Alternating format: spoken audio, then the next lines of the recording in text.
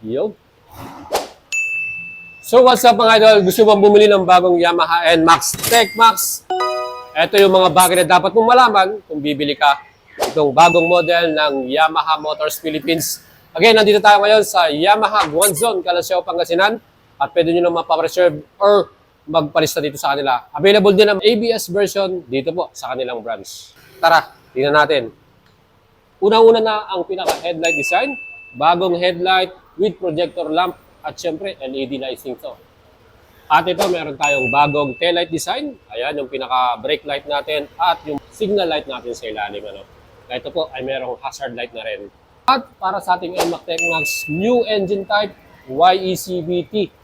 Ayan, Yamaha Electronic CVT additional acceleration. Ayan. Ito naman ang bagong suspension KYB with sub-tank. Ayan, ganda, di ba?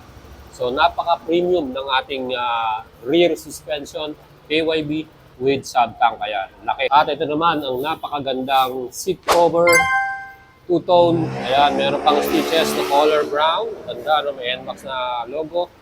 Solid na solid ang ganda ng ating NMAX seat cover.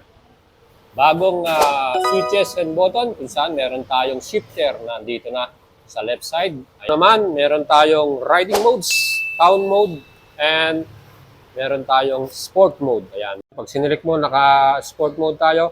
Ayan, magiging town mode. Ayun. Yung bago nating TFT display. Ayan. And bagong charger. Meron tayong USB Type-C. Ayan. Type-C na siya mga idol. Bagong handlebar.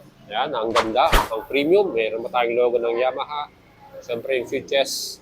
Stop and start. Ayan mga idol. Ang ganda, no? Solid. Bagong handlebar kung saan mas maganda mas ma-convenient sa kamay. Ayan, sakto-sakto. Pag humawak ang passenger niya.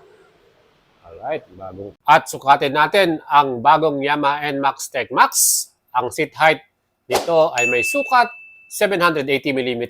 Ako po ay 5'6". Abot na abot natin at komportable tayong nakasakay.